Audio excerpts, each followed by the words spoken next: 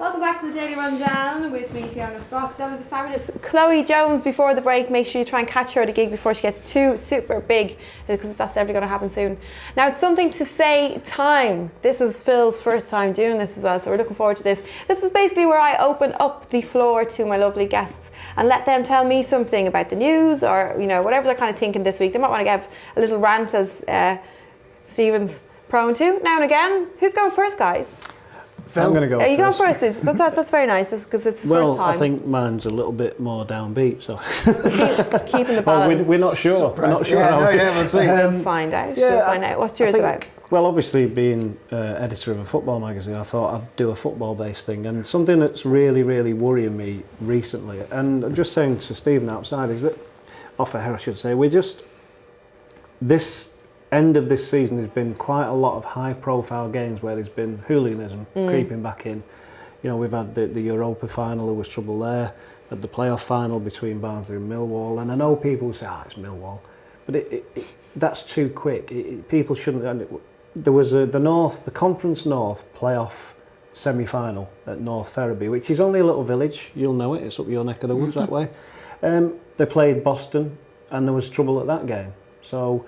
Not massively so, but even in the non-league games, there's non-league in the finals, and I'm worried that is it because it's a big game. We've had the United coach being bricked at West Ham. You're right, yeah. Is it because it's a big game and it's the end of the season? Is it the drink? Is it or is it something more serious? And 30 years ago or more. It nearly killed the game in this country, hooliganism. I'm of that age that I remember where you were terrified of letting your friends and your family go to football matches. Is there a new little breed of people that are coming in? Because this end of season is far worse than the end of season last season, this season before and the season before that. So I am a little bit worried. I mean, I don't like it when people say, it's over-exuberance, it's drink, it's United turned up late, what do they expect? It's Millwall, what do they expect? I'm worried that there is something sneaking back into our game. And, you mentioned it earlier about the Euros, and you not to say you were flippant about it, but you said, all I want is people to go there and enjoy and let's not have any trouble. So even in the back of your mind, when we were talking about, having a laugh and enjoying football, you still got that in the back of your mind. So that to me, I am worried that this is sneaking back in. And because you did kind of mention going back, way back in the days when I went a lad. Not that long ago, come on now, but what would be what's the difference that you see between that and what you're talking about now? I think the difference is when I was growing up in the 70s, and it became the norm. There were lots of people getting involved in fighting at football. And they've done films. Is there a Vinnie Jones film? There's a lot of films about it. There's a lot of books about it, and they glorify it to a certain degree. And because I lived through that, a lot of these films are over dramatic. In some cases, they're under dramatic because they don't tell what the undercurrent was. It was more the films are to sell. The films are just to get people to go and see them. So I'm not interested in how that gang of lads came together. I'm of an age where from an estate you all went to the game together, and it's a tribal thing. Football is a tribal thing, and you would go to a game and you'd meet another gang of lads who similar age to you, and you didn't like the way they looked, and I had bright orange hair, so I always stood out. But so I'm not condoning the way people behaved in those days, but I was old enough to see that culture grow to a stage where the country was fearsome. Fearful, I should say. The country was fearful that football was going to die in this country, and we got over that, and we've had a good 20 to 30 year run where there isn't fighting every week, and there isn't trouble in the street, and occasionally there's the trouble like in France for the World Cup. And that sort of thing happens when jingoism takes over, when there's one country against another, and we seem to accept that it's okay, or maybe it's acceptable to a certain degree. What I'm worried about is that everyday games, every weekend, our little gang sitting back and thinking, they've had a go, we can do that, we're bigger and better than them. Do you think that there's an element though? So when I first went, I had never been to a game, a Premier or an English football game basically until I met my husband who's from here, and I've lived here for quite a while now. But when I went to my first one a good few years ago, oh my goodness, I could not believe the rules that were in place. And I guess this was obviously measures that were taken in the aftermath of what you're talking about years ago, Phil. You know, I walk in thinking, oh, we'll have a drink, and I was like, yeah, let's go then. They're going, oh, you can't bring your drink. And I'm like, oh, why not? And I was like, where's the away fans? They're all separated. Went in, couldn't believe all the police in the world were at the match. I was like, is nobody policing the streets anymore? That there was that level of security. I actually found that in a way frightening. You know, there's sometimes security measures make you sort of think, why are they here, and that type of thing. And at that point, I guess these are measures that were taken though in the aftermath of the era that you're talking about, and that's what's kept it so safe. So what would you think would kind of, how would someone even be trying to break out of that? Do you know what I mean?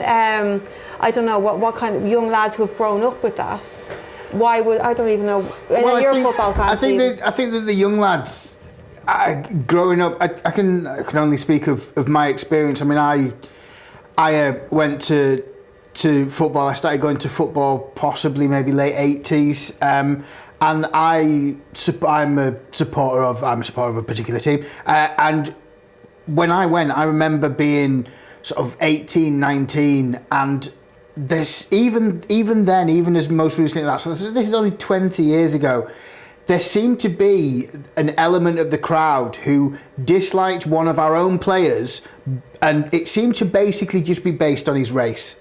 And when he wasn't on the field, they then picked on another person, but it just happened that that person as well just happened to be of another race. So only 20 years ago, even fans were even abusing their own players, you know, and now when we go to football, I would like to think that it's not that, you know, and there is self-policing. I think that in some areas we can be self-policing, but I think the danger is this casual attitude, like you say, Phil, there are certain clubs who have a name for this, you know, who have a reputation. Millwall have they have a song, "We are Millwall, no one likes us, we don't care." You know, it's that reveling in that kind of thing.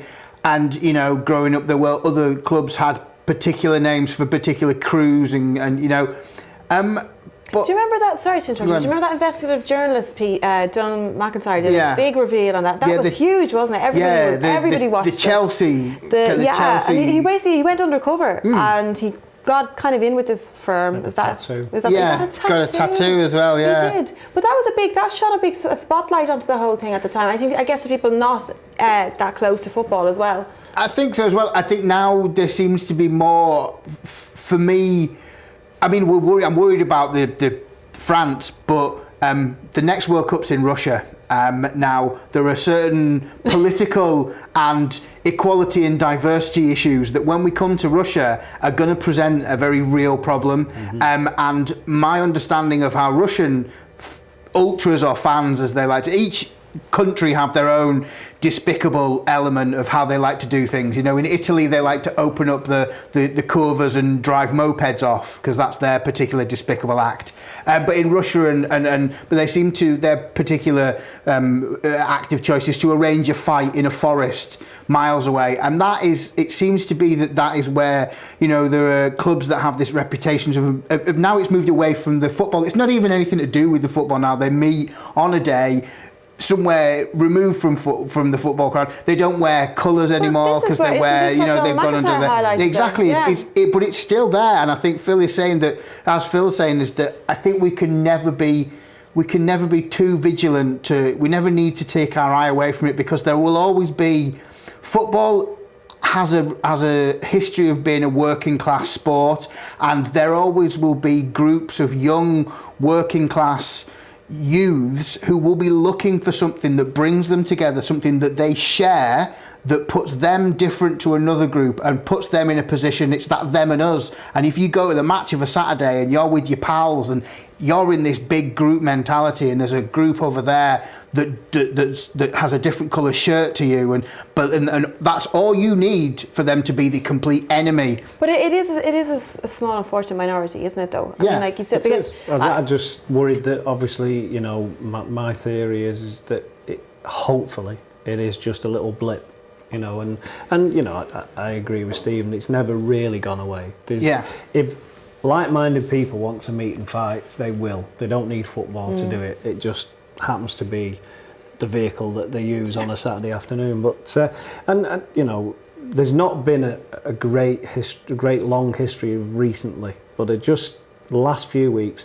When I went to Wembley, 2 weeks on the trot for non-league cup finals, 3 games played over 2 days, 5 different teams. 1 team was in both finals, and not an ounce of trouble. Right. You know, probably best part of 100,000 people over the 2 days, or 80,000 people over the 2 days. Lots of drinking, lots of singing, lots of mingling. Not a problem. Well, So for I a- know, like you know, it's, that's how it should be. The bigger the game, the bigger the kind of general. It's like a pressure cooker or something. The more you and point I to. worry that obviously, you know, like we said there, Millwall have got a name. They get beat, so they've not got promoted.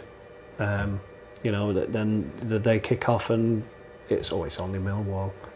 I'm not happy with that. So hopefully, well, thanks for bringing that in for something to say, Phil, and hopefully that the right people do keep an eye on it. It doesn't turn into something bigger. Thanks very much for that. We're going to go for a quick break, but when we come back, we will have Stephen Armstrong something to say, and also our and finalies. So don't miss those. See you soon.